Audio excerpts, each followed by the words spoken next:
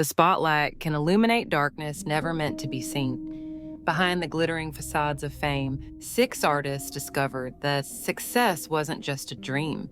It was a nightmare wearing a familiar face. What they encountered in those shadowy corners of stardom will make you question the price of ambition.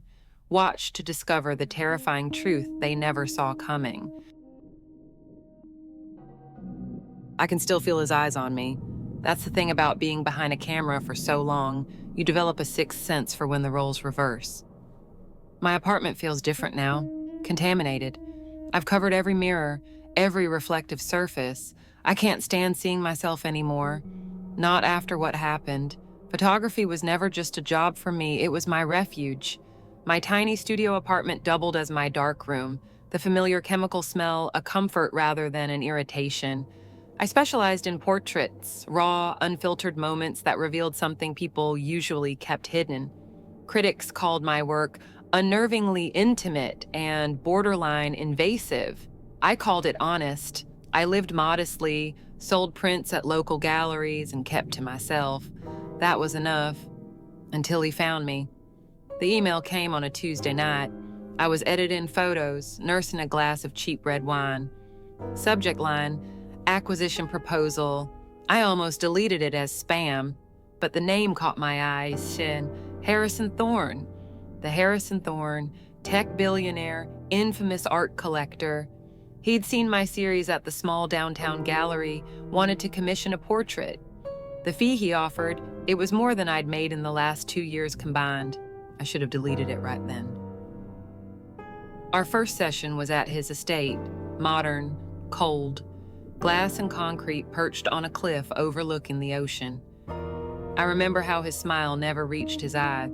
I want you to capture the real me, he said, the me nobody else sees. I nodded. That was my specialty after all, but something felt wrong from the start, the way he watched me, not like a subject waiting to be photographed, but like a predator studying prey. The photos from that first session were good, professional, but he wasn't satisfied. These could be taken by anyone, he complained. I want what you're known for, the vulnerability, the exposure. He doubled my fee. I agreed to a second session. That's when things changed. He began calling at odd hours, texting references to my old work, obscure pieces from years ago. He knew details about my technique I'd never published, had opinions about moments in my career I'd never discussed. We're the same, Sen, he told me during our second shoot. We both see what others miss. The third session, he insisted it be at my apartment, my space, my sanctuary. I refused. He tripled the fee. I needed the money. My landlord had raised the rent again. The gallery had taken a larger commission on my last series. I said yes, that was my mistake. He arrived with an expensive bottle of wine, walked around my small space touching my things, my cameras, my books, my personal photos. This is where the magic happens, he said. Not a question. I felt exposed, like I was the one being captured, documented. The session felt wrong. His eyes followed me even when I moved behind the camera. The photos from that day, they disturbed me. Something in his expression, like he knew something I didn't. When I sent them, his response was immediate. Now we're getting somewhere. I want more. I want everything. I tried to end it then, told him the commission was complete. He disagreed, said we were just beginning. That night, I noticed a car parked across from my building, dark sedan, tinted windows. It was there the next night too, and the next. My gallery called. Someone had bought my entire collection. Every piece. Gallery owner was thrilled.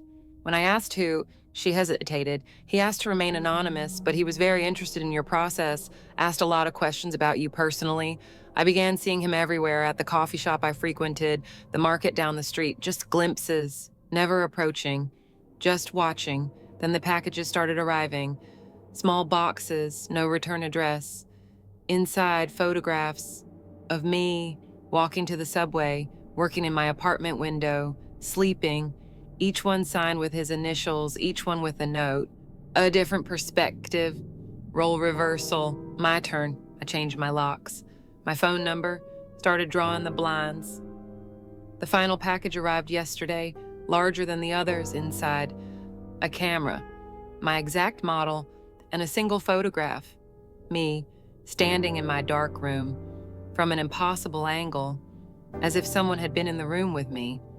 On the back, his handwriting, "I see the real you now. I'm leaving tonight, abandoning everything. The irony isn't lost on me. I spent my career capturing people's hidden selves, their vulnerability, without their permission, exposing what they tried to hide. I never considered the cost. Now I understand. Some things aren't meant to be seen. Some boundaries aren't meant to be crossed. And sometimes, when you spend too long staring into others, something stares back." I knew something was wrong the moment I saw my brother's play on that marquee. His name in bright lights, a dream come true for him. But for me, it was the beginning of a nightmare. My brother Marcus had always been the creative one, taking our childhood and spinning it into something beautiful. I was proud of him until I actually saw the play. I remember sitting in that theater, my hands gripping the armrests as I watched our past unfold on stage. Not the sanitized version he'd described to me over dinner last month, but everything. The locked closet, the missed meals, the bruises we covered with long sleeves in summer. Things I'd never told anyone. Things I thought only we knew. When I confronted him after the show, his eyes wouldn't meet mine as he mumbled about artistic license, how people thought it was fiction. But I knew better. Some of those details, they were too specific, too real. The next day I got flowers, no card, just white lilies, my mother's favorite. The same flowers that used to appear on our doorstep after particularly bad nights. I threw them away, tried to forget. But then I started noticing other things. My apartment door, slightly ajar when I came home from work. The shower running when I hadn't turned it on. Small things, things I could almost convince myself I'd imagined.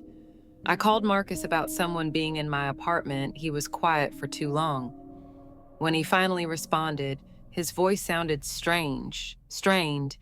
He suggested maybe I'd forgotten to lock up. I asked if that was like how we used to forget to lock the closet door. The silence on the other end was deafening. That night I couldn't sleep. Every creak seemed directed at me somehow.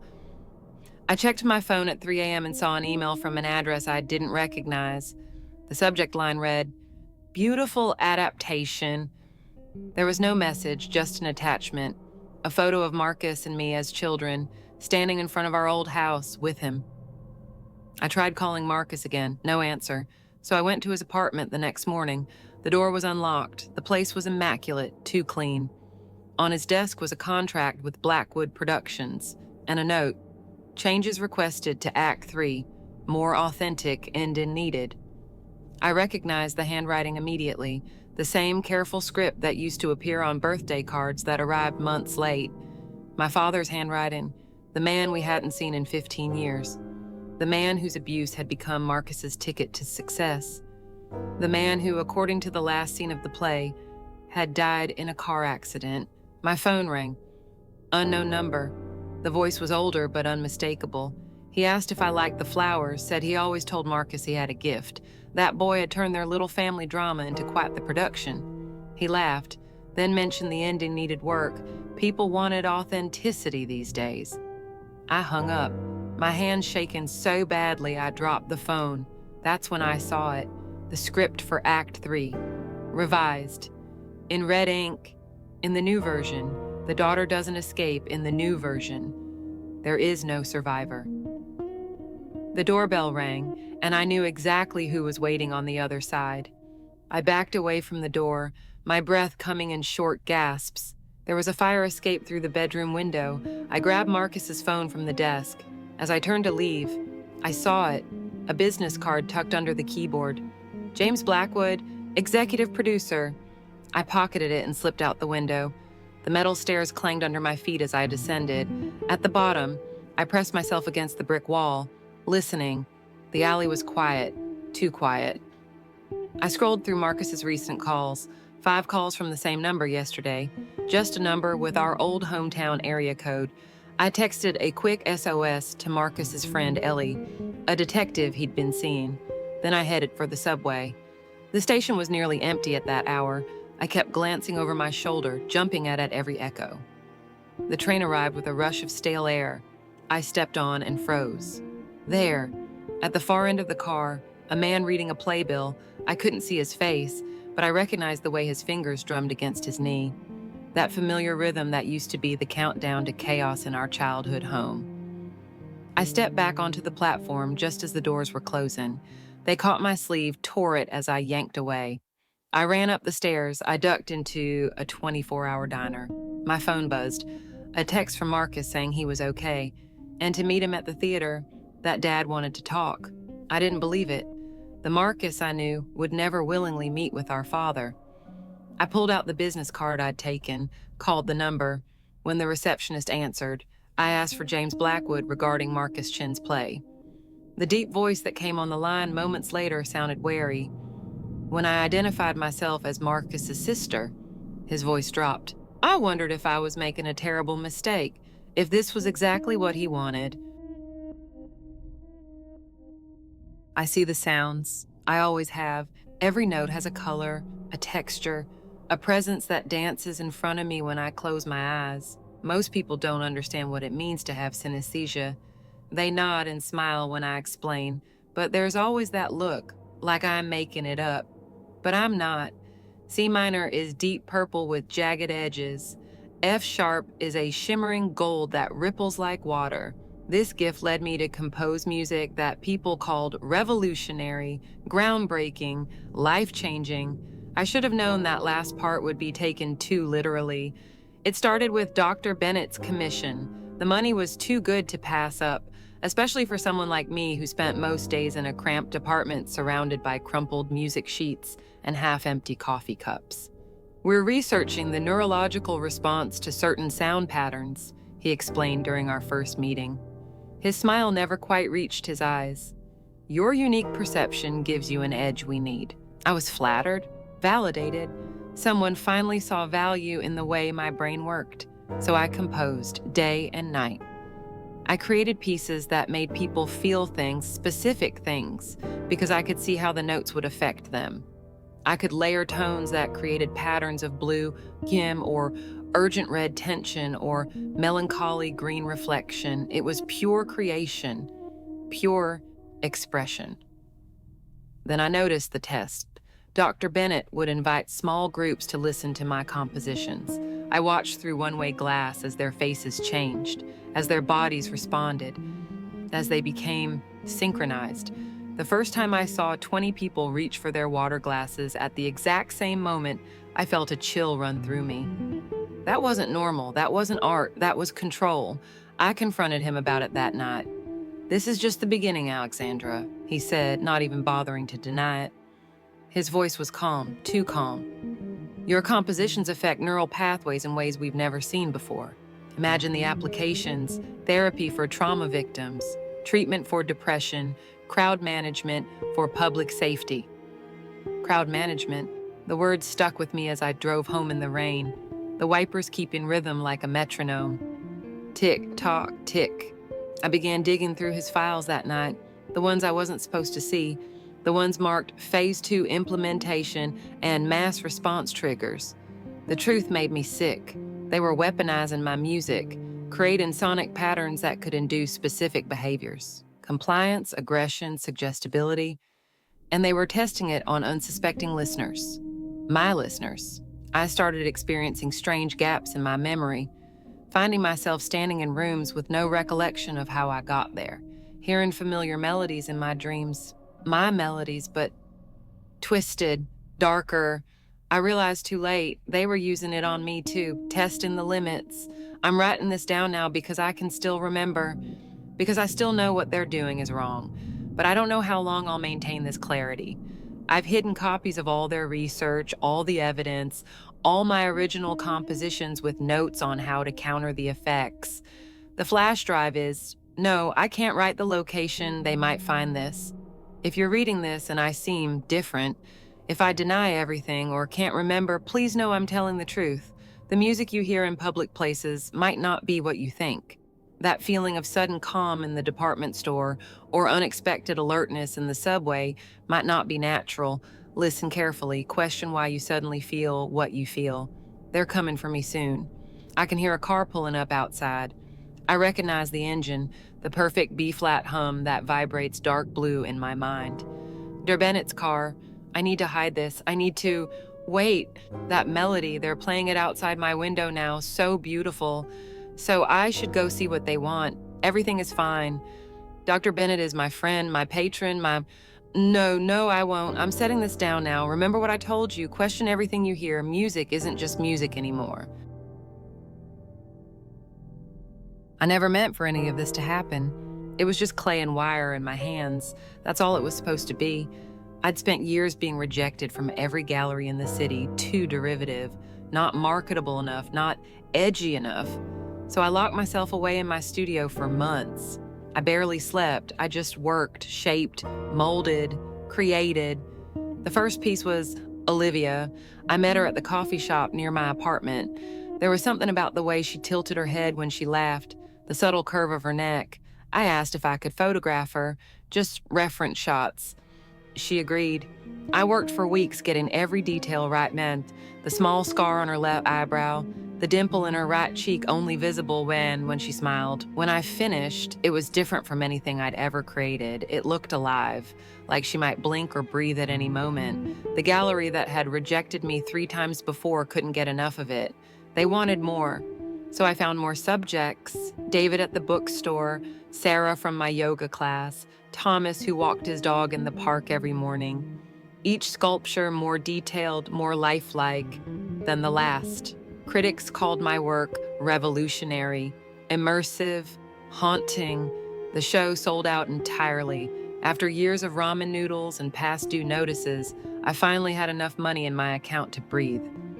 That's when the first envelope arrived. No return address, just a single photograph inside. Olivia, in the exact same pose as my sculpture. But this photo, it was taken from behind her, in her apartment, a place I'd never been. The timestamp on the photo, 3 days after my show opened, the day she stopped showing up at the coffee shop. I told myself it was a coincidence or a sick joke from a jealous artist. Then came the second envelope. David, in his pose, in his bedroom. The third, Sarah, in her kitchen, the exact tilt of her chin that I'd spent weeks perfecting in clay. I called them. No one answered. I went to their apartments, new tenants, no forwarding addresses, no one remembered them. Like they'd been erased, I destroyed the photographs, threw them away in a public trash can across town. The next morning, they were on my kitchen table, neatly stacked, with a new one on top. Thomas, I panicked, called the police. They took a report, but there was no forced entry, no evidence. And when I showed them the photos, they just stared at me blankly. They couldn't see them, like they were looking at blank pieces of paper. Last night, another envelope arrived, larger than the others. Inside was a photo of my newest subject, Anna, who was still alive, still sitting for me, still coming to my studio every afternoon at 3. But in this photo, she was posed exactly how I planned to position her, in a pose I hadn't sculpted yet, a pose that existed only in my sketchbook, in my mind. This morning I canceled my upcoming show. I'm packing my tools away, dismantling the sculptures, but I can feel it, something watching me, from the corners of my studio, from within the clay itself. My hands shake as I write this, because there's one more photo in the envelope.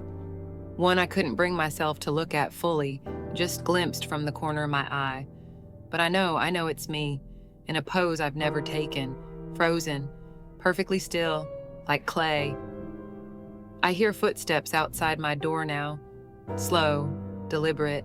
I think it's coming for me, coming to make me into art. My phone rings, Anna's name on the screen. I answer with trembling fingers. "Don't come today," I whisper. "Stay away from my studio."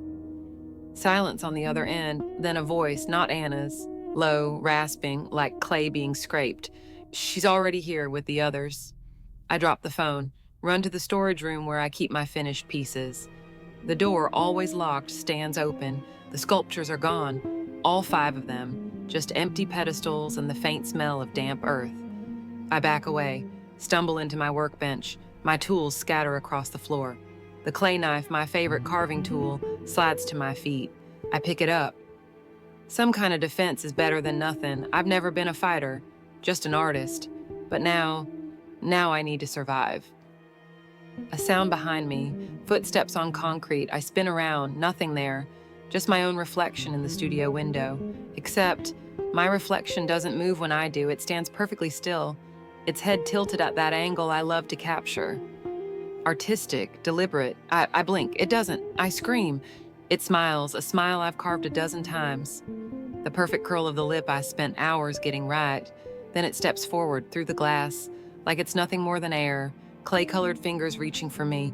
I run through my studio, out the back door, into the alley behind my building. The rain hits my face, cold, real.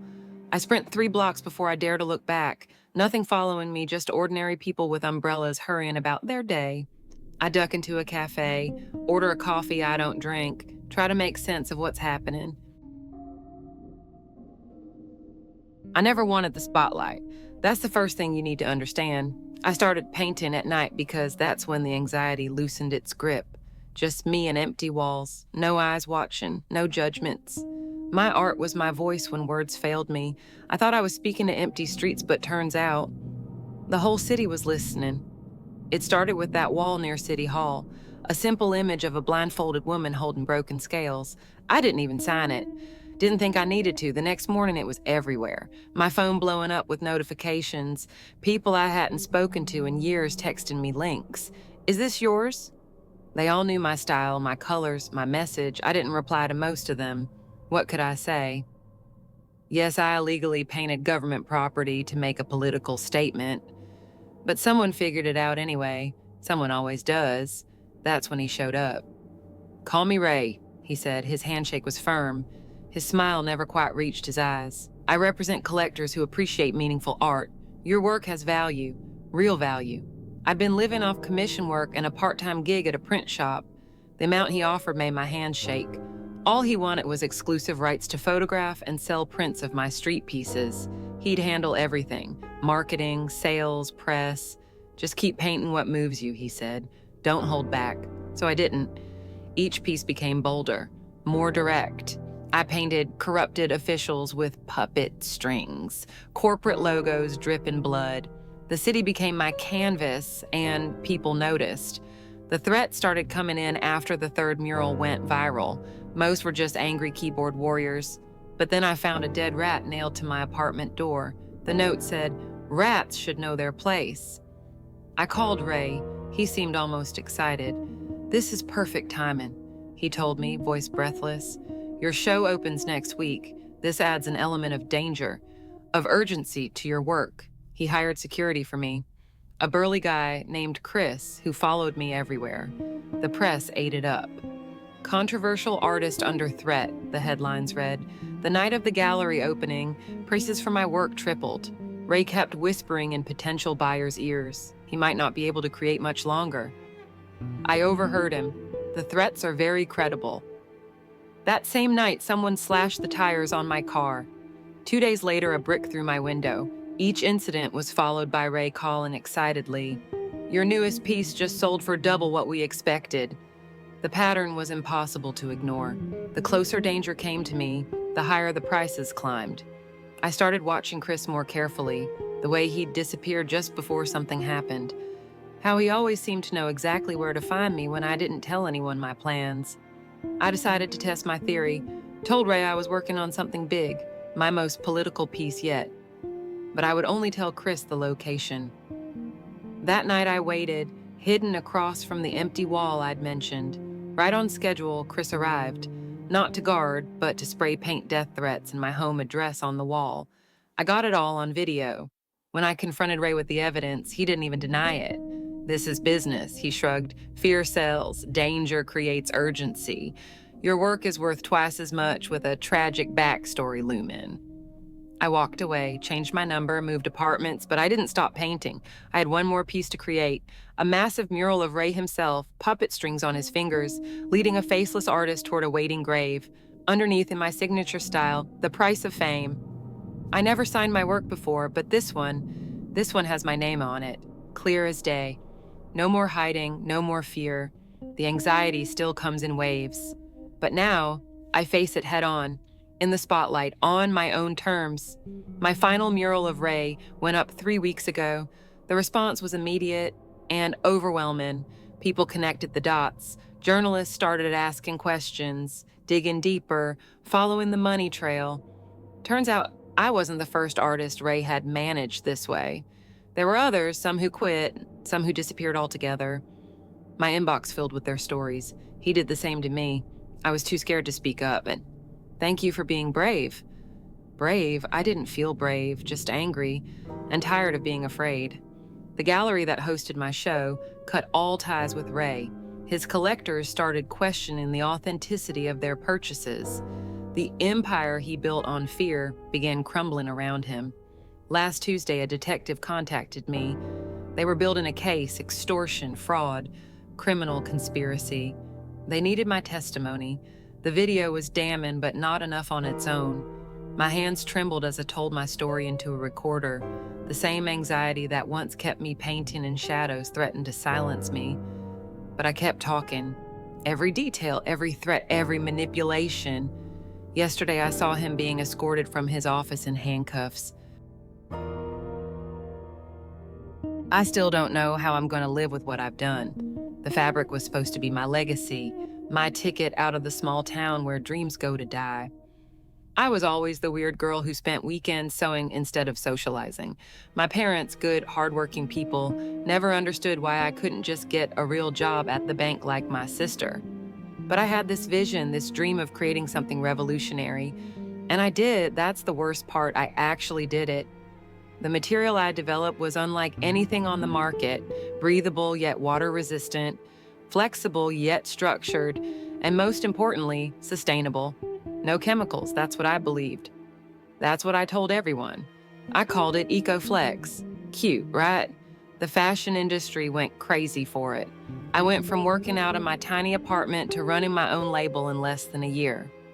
The night Lux conglomerate offered to buy my company, I celebrated until sunrise, $80 million. More money than anyone in my family had ever seen. I remember calling my parents. My dad cried, actually cried, said he was proud of me. First time I ever heard those words from him. The contract had a 5-year clause requiring me to stay on as creative director. Standard stuff. I was thrilled to keep working with my creation. The first reports came in about 6 months after we launched the major retail line. Just a few customer complaints about rashes. Nothing serious, or so we thought, I forwarded them to the product safety team. They assured me it was normal. Sensitive skin reactions happen with every fabric. That's what they said. But then, more reports, worse symptoms. The rashes were spreading, getting deeper, like the skin was being eaten away. I started doing my own research, secretly. I wasn't supposed to access the production facilities anymore, some new corporate policy, but I still had my original samples. I sent them to an independent lab. What came back changed everything. The production process had been modified.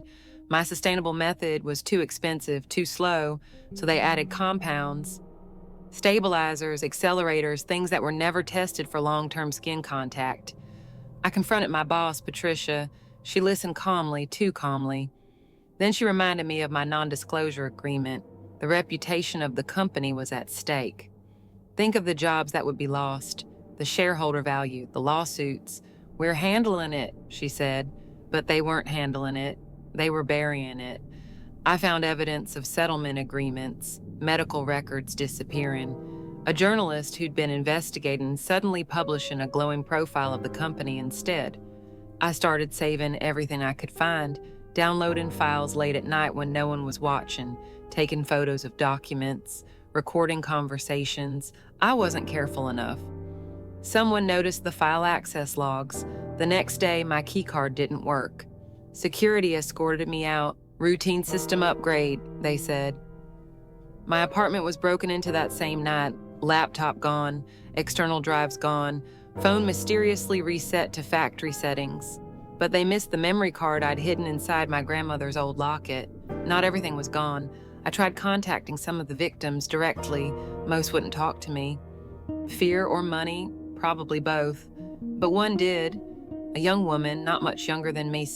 She showed me her arms, her neck. The scarring was, I can't even describe it. There are dozens of us, she whispered, maybe hundreds.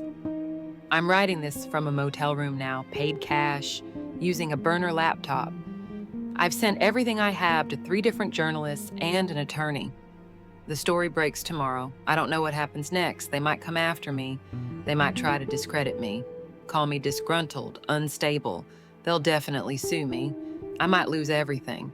But those people, the ones suffering because I was too blinded by success to ask the right questions, they've already lost more than I ever will. I keep thinking about what my father said, that he was proud of me. I wonder if he still would be. I guess I'll find out soon enough. The weight of all those affected people, their pain, their scars, that's on me now. And no amount of money can make that go away. I created something beautiful that turned into a monster, and now I have to kill it, even if it destroys me too.